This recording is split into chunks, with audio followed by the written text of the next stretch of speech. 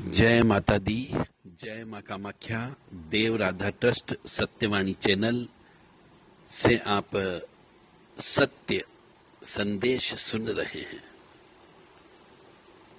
देव Radha trust Budhni शहर होशंगाबाद जिला सीहोर जिले में है, होशंगाबाद के पास में है। माँ नर्मदा जी यहाँ पर निरंतर अविरल बहती रहती है। उसकी ठंडी ठंडी बयार बुधनी वासियों को उसका सुख प्राप्त होता रहे। माँ नर्मदा जी के दर्शन करने से पुण्य मिलता है तो स्नान करने से और ज्यादा पुण्य मिलता है। ऐसी जगह माँ जगत जननी का मंदिर है, बटुक भैरव और काल भैरव जी का मंदिर है, पंचमुखी हनुमान जी का मंदिर है,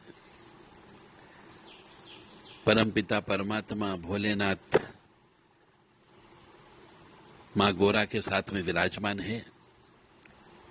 एक मुखी हनुमान जी मंदिर भी है और शनि देव का मंदिर भी है। इस स्थान पर बड़े बड़े पीपल के वृक्ष लगे हुए हैं। निरंतर जल प्राप्त होता रहे इसके लिए कुआं भी उपलब्ध है। साधना स्थली आराम से हो इसके लिए 2 जगह हवन कुंड की व्यवस्था भी की गई है। साथ ही साथ सिद्धियां प्राप्त हो इसके लिए आम के वृक्ष, आंवले के वृक्ष, तुलसी जी के पौधे भी उपलब्ध हैं। मतलब हर तरीके से जो साधना सिद्धि के लिए स्थान चाहिए कि बहता पानी होना चाहिए, पीपल के वृक्ष होना चाहिए, मंदिर होना चाहिए, शुद्ध स्वच्छ पवित्रता होनी चाहिए, रोजाना पूजन अर्चन होते रहना चाहिए, कुआं भी होना चाहिए और हरियाली विशेष तौर से होना चाहिए और जिस जगह बैठे वहां पर सुख शांति की प्राप्ति हो। ऐसा स्थान यह माँ जगत जननी मंदिर देव राधा ट्रस्ट के द्वारा बुधनी शहर में साधना स्थली के रूप में बनाया गया है। जिस किसी भी मनुष्य को साधना करना हो वह यहां आकर के साधना कर सकता है। साधना कैसे करना है यह भी सिखाया जाता है। देव राधा ट्रस्ट सत्यवाणी चैनल की साधना स्थली बुधनी ग्राम, बुधनी तहसील, जिला सीहोर, भोपाल के पास है, इटारसी के पास है, होशंगाबाद के पास है। यहां से बहुत से मनुष्य सिद्धि लेके भी गए हैं। हमारा काम है सिर्फ प्रशिक्षण देना। हमारा काम है एक गुरु के रूप में बच्चे को पढ़ाना। हमारा काम है एक शिक्षक के रूप में पढ़ाई करवाना। जितना ज्ञान आप हमसे ले सकोगे लीजिए, यह आपकी काबिलियत पर निर्भर करता है। हम आपको ज्ञान देने के लिए बैठे हुए हैं। हम कोई शक्ति जागृत करके नहीं देते, हम कोई शक्ति ट्रांसफर नहीं करते, हम कोई शक्ति पात भी नहीं करते हैं। क्योंकि मनुष्य के ऊपर, मनुष्य के शरीर में जो आत्मा है, उस आत्मा के पास में यदि शक्ति नहीं होगी और यदि कोई शक्ति पात करता है और उस शक्ति को सहन करने की उसके पास पावर नहीं होगी, शक्ति नहीं होगी, तो वो व्यक्ति पागल हो जाएगा, परिवार छोड़ देगा। इससे उसका और उसके परिवार का नुकसान होता है। तो मनुष्य पहले अपने शरीर को इस लायक बनाए कि किसी शक्ति को वो सहन कर सके। किसी को जागृत करेगा, चाहे वो जप के माध्यम से, तप के माध्यम से, हवन के माध्यम से, तो उसका शरीर धीरे धीरे उसको सहन करने की शक्ति के लायक बनेगा। और फिर यदि कोई शक्ति उसको प्राप्त होगी तो वो उसे सहन कर सकेगा और उसको मेंटेन भी कर पाएगा। इसलिए हम किसी को शक्ति ट्रांसफर नहीं करते हैं, हम खुद शक्ति जागृत करने का प्रयास करते हैं और करवाते हैं। तो जो भी मनुष्य इस आध्यात्मिक क्षेत्र में अपनी उन्नति चाहता हो, आध्यात्मिक उन्नति चाहता हो, धन दौलत की उन्नति की मैं बात नहीं कर रहा हूं, आध्यात्मिक उन्नति की बात कर रहा हूं। यदि किसी मनुष्य को आध्यात्मिक उन्नति करना है तो वो देव राधा ट्रस्ट सत्यवाणी चैनल के जो आश्रम है उससे संपर्क कर सकते हैं। आपको इस आश्रम में पूर्ण रूप से रहने की सुविधा, खाने पीने की सुविधा, साधना करने की सुविधा, यज्ञ करने की सुविधा पूरी उपलब्ध होती है। हम ये मानकर के चलते कि जो मनुष्य साधना कर रहा है वह ईश्वर प्राप्ति में अपने आप को झोंक देगा। ईश्वर को प्राप्त करने के लिए तन, मन और धन तीनों का प्रयोग करेगा, क्योंकि आज के जमाने में ईश्वर को प्राप्त करना है तो तीनों का त्याग करना जरूरी होता है। सेक्रीफाइस एक शब्द होता है, और हिंदी में बोलेंगे सेक्रीफाइस को बलि देना। तो अपने शरीर की भी बलि देना पड़ती है, यानी कि भूखे रहना पड़ता है, शरीर का वजन कम करना पड़ता है। अब शरीर का वजन कैसे कम होगा? जब आप भूखे रहोगे, मांस सूखेगा, खून कम होगा, तब जाके उसको शरीर की बलि देना बोलते हैं। तो हमारे पुराने ऋषि मुनि पूर्वज ऐसा ही करते थे कि वह अपने शरीर को साधना के समय पे सुखा दिया करते थे, यानी भूखे रहते थे, उतना ही भोजन ग्रहण करते थे जितना इस शरीर को आवश्यक है तेल पानी की, ज्यादा की आवश्यकता नहीं होती है। तो जो भी मनुष्य धर्मप्रेमी बंधु जो ईश्वर की प्राप्ति करना चाहता हो, ईश्वर से मिलना चाहता हो, ये उसके पिछले जन्म के पाप कर्म और पुण्य कर्म पर निर्भर करता है कि वह ईश्वर से कब मिल सकता है और किस समय मिल सकता है, कितने दिन लगेंगे। ऐसे ईश्वर से मुलाकात करना, ईश्वर का अनुभव करना हर किसी के बस की बात नहीं है। जैसे जैसे ईश्वरी शक्ति की चमक, ईश्वरी शक्ति की चमक आपके नजदीक आती जाती है, वैसे वैसे शरीर के अंदर ऊर्जा बढ़ती जाती है, और जैसे जैसे ऊर्जा बढ़ती जाएगी आपके शरीर के अंदर गर्मी बढ़ती जाती है, और जब शरीर गर्मी बढ़ता है तो उस गर्मी को शांत करने के तरीके मालूम होना चाहिए, क्योंकि आप स्त्री से दूर रहना है। और हमारे यहाँ जो साधना कराई जाती है उस साधना में स्त्री का कोई रोल नहीं होता है। भोजन स्वयं बना करके खाना पड़ता है, या फिर किसी शुद्ध स्वच्छ पवित्र पुरुष के हाथ का भोजन कर सकते हो। साधना कई प्रकार की होती है। हमारे यहाँ किसी प्रकार की कोई भी चमत्कारिक साधना नहीं सिखाई जाती और नहीं बताई जाती है, क्योंकि हम आध्यात्मिक उन्नति की बात करते हैं, आत्मा की उन्नति की बात करते हैं कि सर्वप्रथम हमारे पिछले जन्म के पाप कर्मों का नाश हो जाए। मैं भी पापी हूं, आप भी पापी हैं, परंतु हो सकता है आपको उन पापों का प्रायश्चित करने का मौका ही नहीं मिला हो, किसी ने बताया ही नहीं हो कि तुमने क्या पाप कर्म किया, तो क्या साधना करोगे? और जब साधना करने बैठोगे तो ये पाप कर्मों का फल आड़े आएगा और आप साधना नहीं कर पाओगे। इसलिए मनुष्य को सर्वप्रथम अपने इस तन, मन और धन इसको शुद्ध करना होता है। धन सही जगह लगे जो आपने कमाया हो, और तन सही जगह काम करे। जैसे कि मंदिर है, मंदिर की सेवा करना, मंदिर के अंदर झाड़ू लगाना, मंदिर के अंदर पोछा लगाना, ये अपने पिछले जन्म की दरिद्रता का नाश करता है। यदि मनुष्य किसी भी तरीके से मंदिर में प्रत्यक्ष या अप्रत्यक्ष रूप से, शारीरिक रूप से या धन के रूप में सेवा देता है तो उसके पाप कटते हैं, यह निश्चित है। तो पापों को काटने के लिए पवित्र स्थल जो होते हैं वहां पे सेवा करना होती है, पुण्य कर्म करना होते हैं, पवित्र स्थानों पर यज्ञ करना होते हैं, ताकि इन अदृश्य शक्तियों को भोजन मिल सके।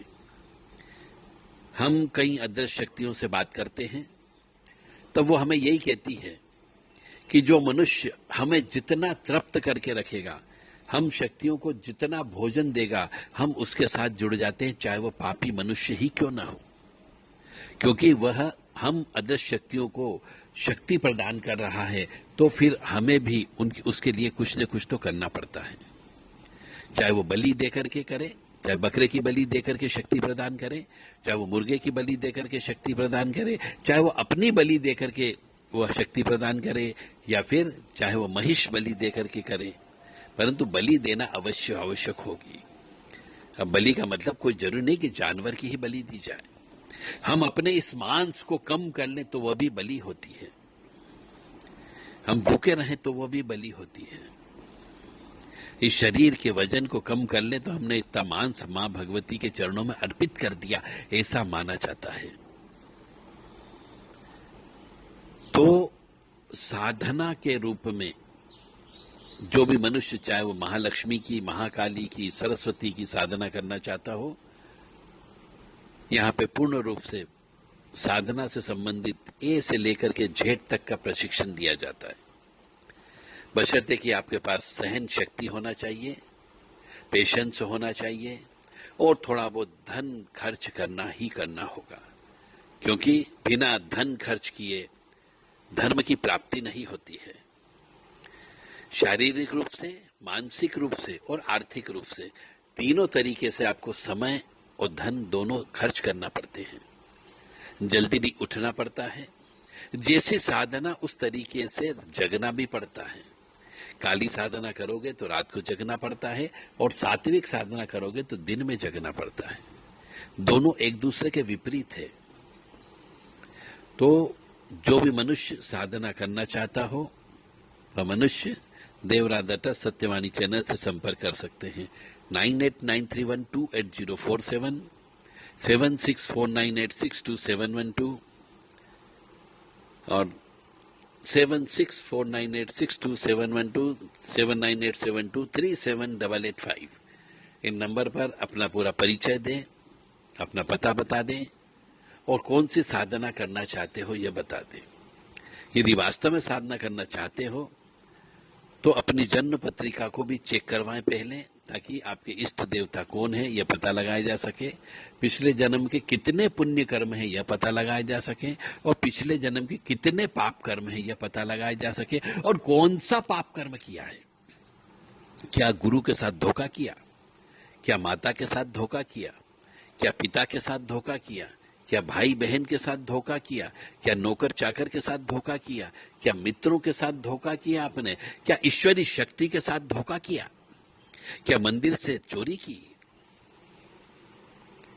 या फिर कहीं शमशान में कुछ सामान रखा था वो चोरी करके खा गए, किसी के कपड़े चुरा लिए। तो इस प्रकार की यदि आपने किसी की हत्या कर दी हो तो इस किस प्रकार का पाप कर्म है, और प्रायश्चित कर्म किया या नहीं किया, और क्या प्रायश्चित से वो आपने जो पाप कर्म करके आए हो माफीनामा मिलेगा या नहीं मिलेगा। क्या सांपों की हत्या की, क्या नागों की हत्या की, क्या पितृदोष लगा हुआ है, काल सब दोष लगा हुआ है, प्रेत दोष लगा हुआ है, केमुद्रम योग लगा हुआ है, चंद्र ग्रहण दोष है या सूर्य ग्रहण दोष है। यानी माता का श्राप हो सकता है, बहन का श्राप हो सकता है, पिता का श्राप हो सकता है, भाई का श्राप हो सकता है, बहन का श्राप हो सकता है, नौकर चाकर का श्राप हो सकता है, मित्र का श्राप हो सकता है, गुरु का श्राप हो सकता है, गुरु पत्नी का श्राप भी हो सकता है, या किसी साधु संत त्यागी तपस्वी का श्राप लग सकता है। अगर साधना करोगे तो ये इनमें से कोई भी श्राप जो लगा हुआ है वो आड़े आ जाता है। हो सकता है भयंकर पापी रहे हो, भयंकर क्रोधी विचारधारा के रहे हो, तो आपने कई मनुष्यों की हाय बद्दुआ ली हो, नाहक कई व्यक्तियों की हत्या करवा दी हो, पैसों के चक्कर में, धन दौलत के चक्कर में भाई की हत्या करवा दी हो, तो उसका पाप कर्मों का फल तो भोगना पड़ता है, और अक्षम्य अपराध हो तो उसको भी भोगना पड़ता है। तो उस व्यक्ति को फिर साधना में सफलता नहीं मिलती है। फिर आप कहोगे कि भैया हम तो पढ़ने आए थे, आपने हमें पढ़ाया परंतु रिजल्ट तो कुछ नहीं आया। तो वो आपकी स्टडी पर निर्भर करेगा कि आप कितना प्रायश्चित कर्म कर सकते हो। मैं आपको उस जो पाप कर्म किया उसका प्रायश्चित कर्म बता दूंगा कि आप ये वाली पूजा निरंतर करना होती। कोई जरूरी नहीं कि भगवान एक बार की पूजा में आपको माफीनामा दे दे। कई बार पूजा 2 बार, 5 बार, 7 बार भी कराना पड़ सकती है, क्योंकि भगवान को बार बार मनाना पड़ता है, बार बार आराधना करना पड़ती है। आप सोचो कि आपने 1 लाख जप कर लिया तो आपके पास कोई सिद्धि आ जाएगी, ऐसा बिल्कुल नहीं होता है। और कई बार ऐसा भी होता है कि आपने 10 मंत्र बोला और सिद्धि सामने आ के खड़ी हो जाती है। तो यह आपके पुण्य कर्म और पाप कर्मों का फल होता है। तो जो जितना पवित्र पाक साफ होता है, जो जितना पुण्यवान होता है, पिछले जन्म के कर्म के अनुसार उतनी जल्दी उसको सिद्धियां प्राप्त होती है। और जो पिछले जन्म का जितना ज्यादा पापी मनुष्य है उसको उतनी सिद्धि मिलने में समय लगता है। एक ही क्लास के अंदर 10 प्रकार के छात्र हो सकते हैं।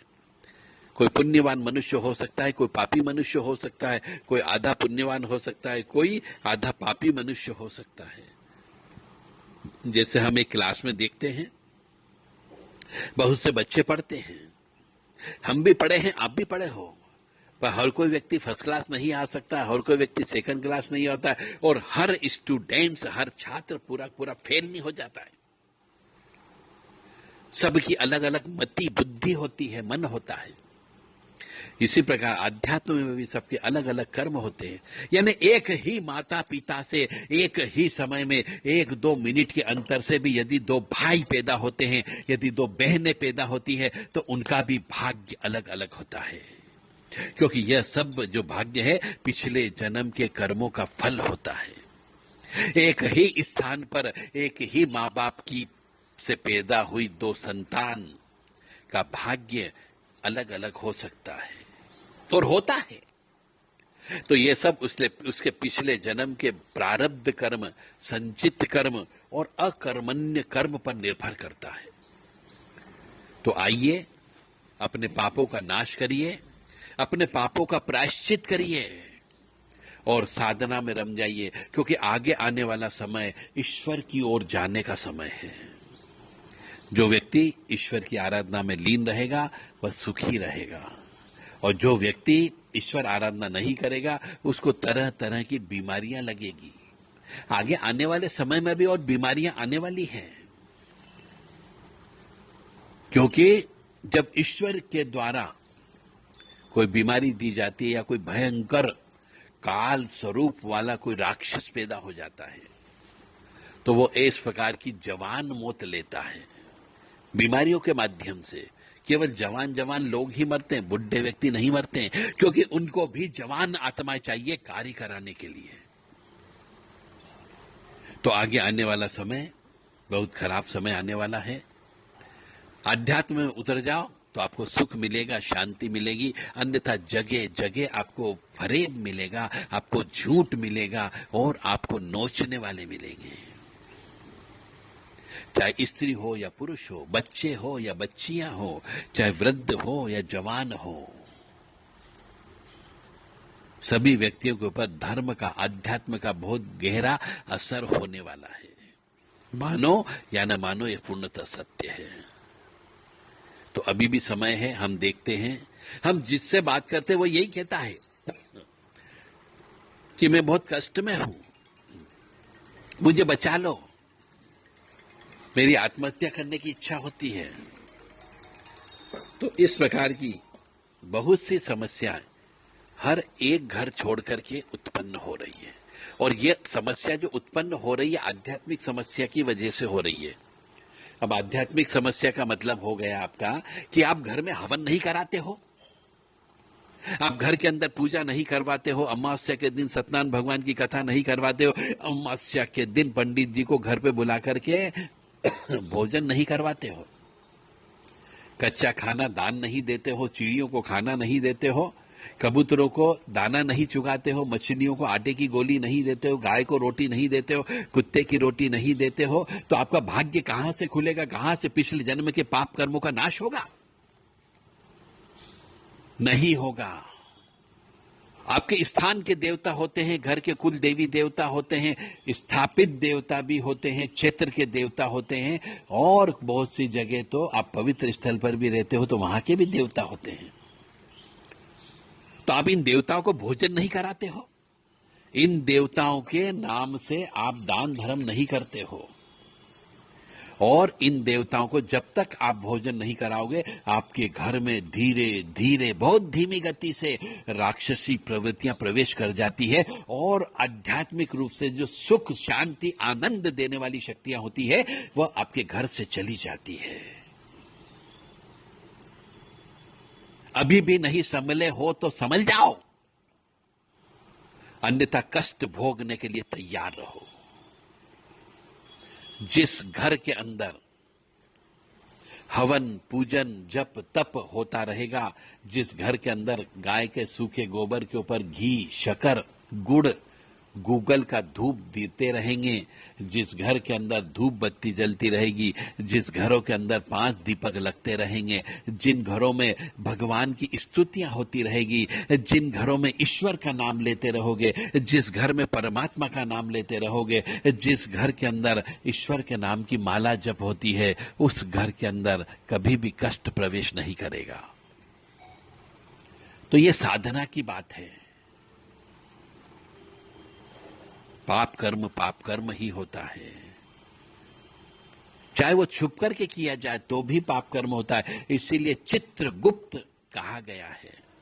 यानी इस चित्रगुप्त जी का मतलब यह है कि वो आपके बंद कमरे में, अंधेरे में भी, डार्क अंधेरे में भी, बिल्कुल काला शाह अंधेरा है, उस कमरे में भी यदि आप पाप कर्म करते हो तो उसकी भी फोटो चित्रगुप्त जी खींचते हैं, और जब सजा का समय आता तब वो फोटो सामने रख देते हैं। तो पाप कर्मों से बचो। अब आप कहेंगे पाप कर्म क्या होते हैं? आप यही कहोगे ना कि पाप कर्म क्या होते हैं, हमने नहीं मालूम। अरे पाप कर्म नहीं मालूम है तो आप क्यों नहीं पढ़ते हो अपन हमारे द्वारा, बड़े ऋषि मुनि के द्वारा बनाए गए पुराणों को अध्ययन करो। शिव पुराण को पढ़ लो, गरुड़ पुराण को पढ़ लो, आपको पता लग जाएगा क्या क्या पाप कर्म होते हैं।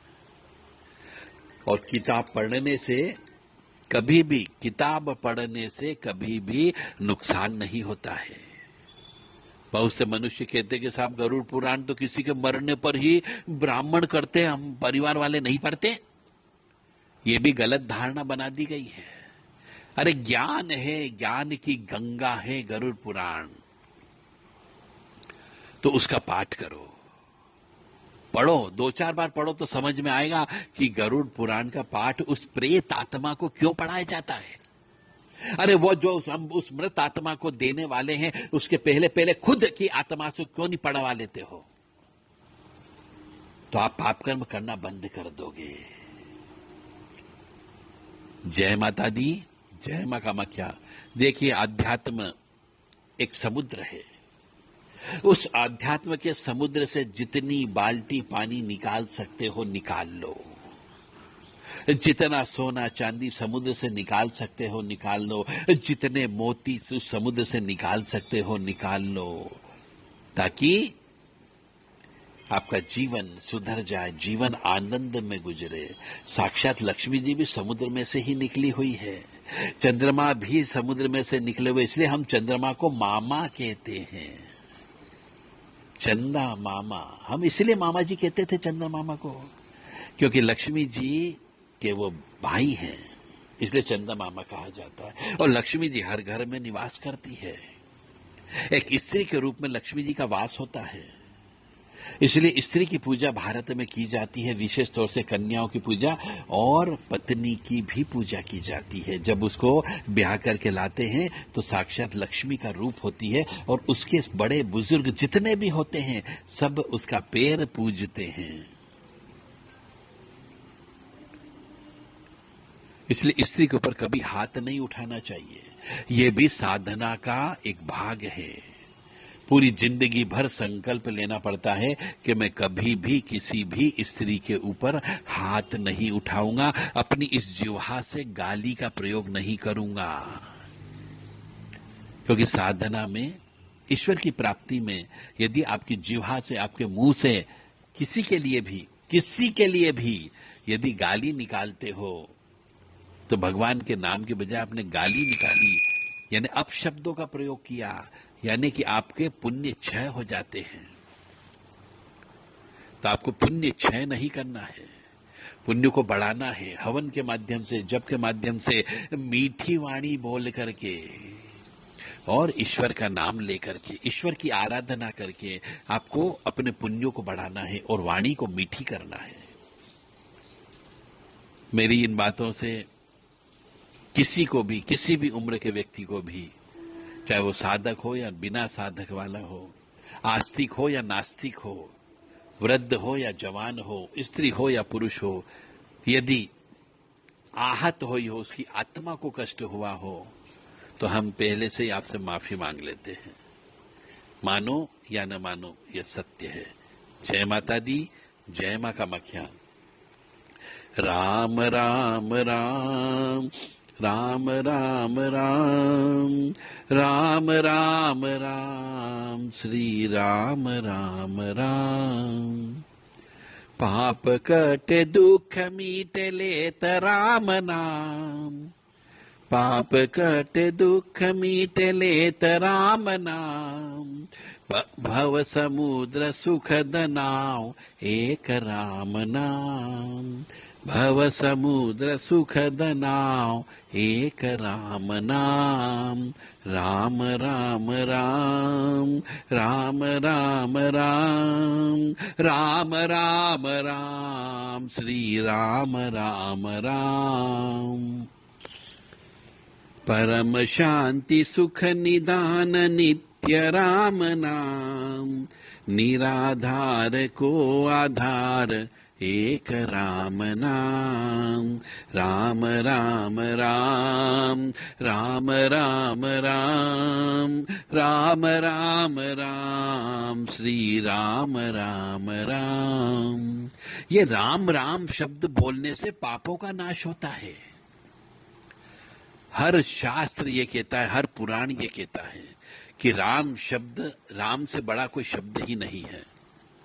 इसलिए सुबह शाम जगते सोते उठते बैठते अपने पापों का नाश करो। कुछ नहीं करना, सिर्फ राम राम राम राम शब्द बोलना। जय सिया राम, जय हनुमान, जय सिया राम, जय हनुमान। तो एक समय ऐसा आएगा कि हनुमान जी आपके साथ चलने लगेंगे। करके देखो, निश्चित तौर से फायदा होगा। परम गोप्य परम इष्ट मंत्र राम नाम, संत हृदय सदा बसत एक राम नाम। राम राम राम, राम राम राम, राम राम राम, श्री राम राम राम। परम गोप्य परम इष्ट मंत्र राम नाम, संत हृदय सदा बसत एक राम नाम। राम राम राम, राम राम राम, राम राम राम, श्री राम राम राम। महादेव सतत जपत दिव्य राम नाम, महादेव सतत जपत दिव्य राम नाम।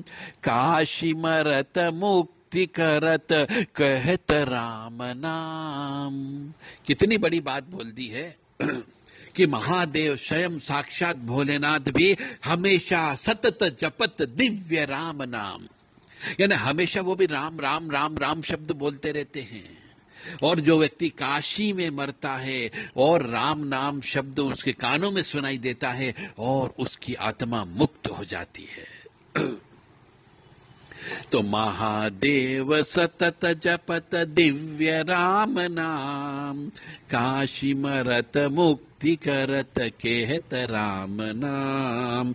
राम राम राम, राम राम राम, राम राम राम, श्री राम राम राम।